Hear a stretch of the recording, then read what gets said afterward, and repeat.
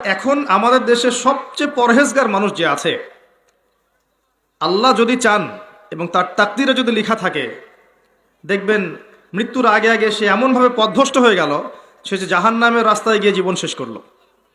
এমনও হতে পারে। একটা হাদিসে এসেছে যে আল্লাহ পাক তাকদির লিখে দিয়েছেন আমাদের। একটা মানুষ খারাপ কাজ করতে থাকে, করতে করতে করতে করতে এক পর্যায়ে তাকদিরের লিখনই তার উপর বিজয়ী হয় এবং শেষ বয়সে গিয়ে সে ভালো কাজ করতে থাকে এবং ওই অবস্থায় তার মৃত্যু হয়, সে জান্নাতে চলে যায়।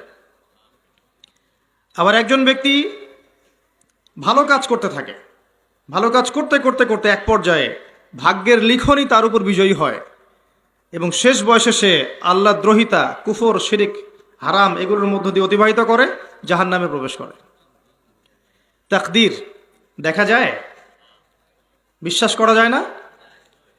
আপনি বিশ্বাস করবেন কেন? আমি যদি বলি তাকদীরকে তো চোখে দেখা যায় না, পরীক্ষাগারে পরীক্ষা করা যায় না। পশ্চিমারা আমাদেরকে যে শিখিয়েছে যে পরীক্ষা নিরীক্ষা, যুক্তি, বিজ্ঞান এবং দর্শন এগুলোর মধ্য দিয়ে যা লাভ করা যাবে সেটাই হলো জ্ঞান, সেটাই সত্য। যেটা চাক্ষুষ দেখি না এটা সত্য না। তাদের মতে আল্লাহকে দেখা যায় না, এই কারণে আল্লাহকে বিশ্বাস করি না। কারণ আল্লাহকে পরীক্ষাগারে ল্যাবরেটরিতে বসে আপনি প্রমাণ করতে পারবেন না। পারবেন? পারবেন না। কিন্তু আপনি যদি অন্তর্দৃষ্টি সম্পন্ন হন, ওই সাগর পারে দাঁড়ালেই বুঝতে পারবেন একজন ইলাহ আছেন, তাই না? এই পুরো মহান সৃষ্টি অটোমেটিকলি হতে পারে? হতে পারে না।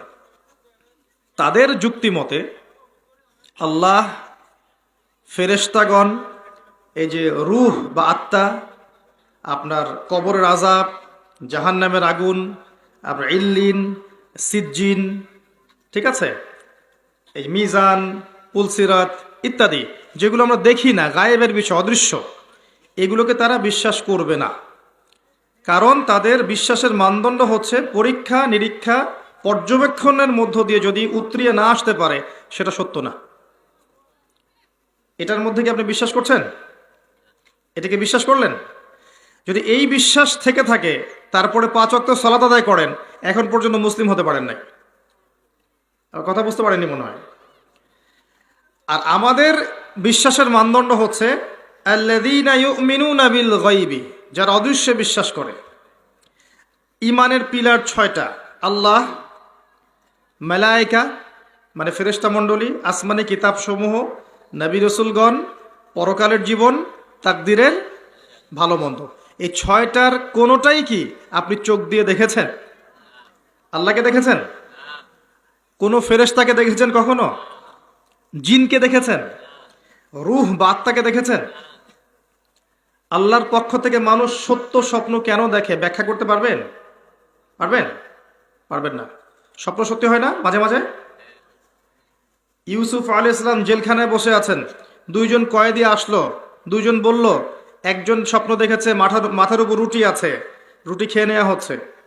আরেকজন স্বপ্ন দেখলো সে তার মনিবকে শরাব পান করাচ্ছে। স্বপ্ন ফলে নাই? বলেছে? কোরআনের এরকম অনেক জায়গায় স্বপ্নের কথা আছে না? আল্লাহর পক্ষ থেকে মুমিনরা সত্য স্বপ্ন দেখে না? দেখতে পারে, সম্ভাবনা আছে। ব্যাখ্যা করতে পারবেন? ঘুম সায়েন্টিফিক ব্যাখ্যা করতে পারবেন? ওই সময় আপনার রুহটা কোথায় যায়, কে নিয়ে যায়, কে ফেরত দেয়, ব্যাখ্যা করতে পারবেন? একজন মানুষ জীবিত ছিল, হাঁটতে হাঁটতে হঠাৎ পড়ে গেল, পড়ে গিয়ে মৃত হয়ে গেল, লাশ। দেহের মধ্যে কিছু একটা ছিল, সেটা বের হয়ে গেছে। কি ছিল? তার নাম কি? রুহ বা আত্মা। ব্যাখ্যা করতে পারবেন? দেখা যায়? তাকে কবর দেওয়া হলো, কবরে মালায়েকা ফেরেশতা আসবেন, প্রশ্ন করবেন 3টা।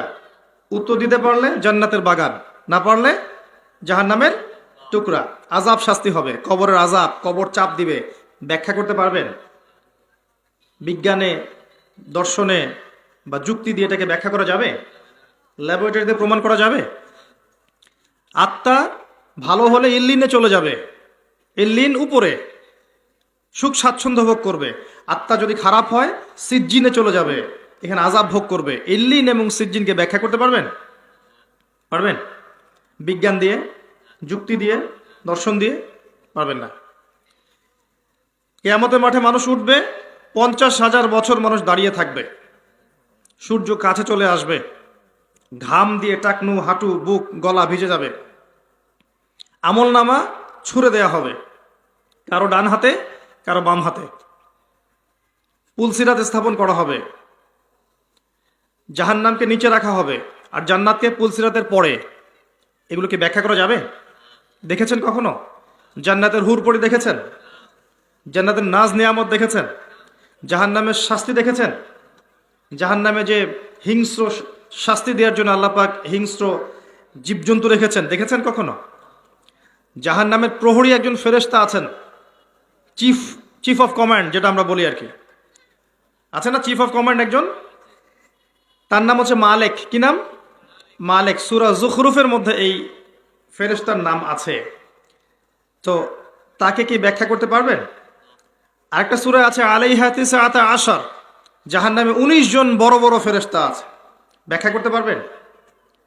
ইসরাফিল আলাইহিস সালাম সিংহায় ফুঁক দিবেন, মহাবিশ্ব ধ্বংস হয়ে যাবে, এই সিংহাকে ব্যাখ্যা করতে পারবেন? দেখেছেন কখনো? আমাদের বিশ্বাসের পিলারগুলো কি তাহলে? আমাদের বিশ্বাসের স্তম্ভগুলো হচ্ছে অদৃশ্য বিশ্বাস, তাই নয় কি? আর যারা পশ্চিমা সংস্কৃতিতে এই গোলক ধাঁধায় পড়ে আছে, তাদের বিশ্বাসের মানদণ্ড হচ্ছে পরীক্ষা নিরীক্ষা পর্যবেক্ষণের মধ্য দিয়ে যেটা পাবো এটাই সত্য, এর বাইরে কোনো সত্য নাই। তাহলে এগুলো কি সত্য না? এগুলো সত্য না যেগুলো বললাম? যদি এগুলোকে কেউ সত্য বলে না বিশ্বাস করে, সে কি মুসলিম হতে পারবে? মুমিন হতে পারবে? এগুলো দিনের মৌলিক বিষয় নয়? এই মৌলিক বিষয়গুলোকে বিশ্বাস না করা পর্যন্ত একজন মুসলিম হতে পারবে না। ইসলামটা কি? আত্মসমর্পণ, তাই নয় কি?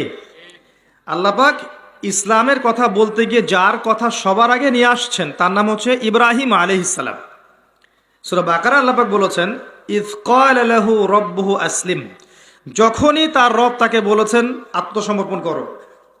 ক্বালা আসলামতু লিরাব্বিল আলামিন, তিনি বলেছেন বিনা বাক্য ব্যয়ে যে আমি আমার রবের নিকটে আত্মসমর্পণ করলাম।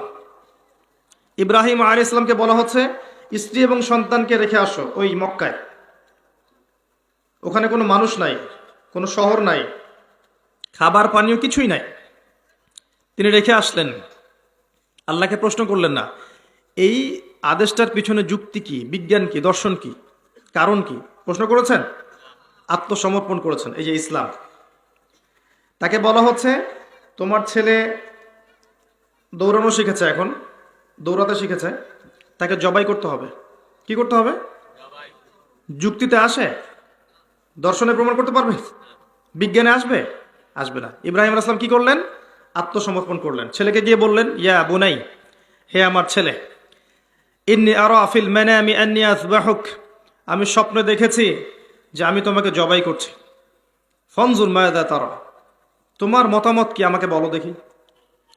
যেমন বাপ তেমন বেটা, আমি বলি যেমন মা তেমন বেটা।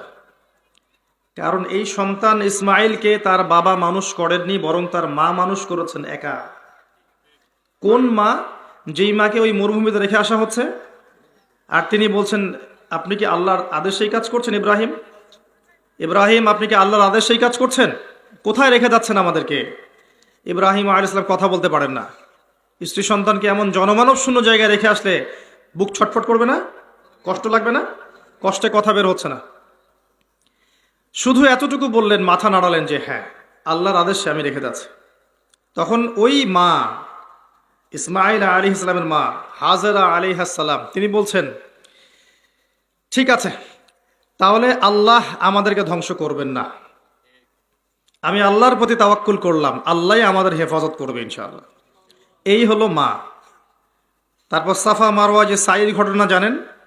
একবার সাফা থেকে মারওয়া, মারওয়া থেকে সাফা, যারা হজ করেছেন এখানে অনেকেই তাওয়াফ করেছেন না?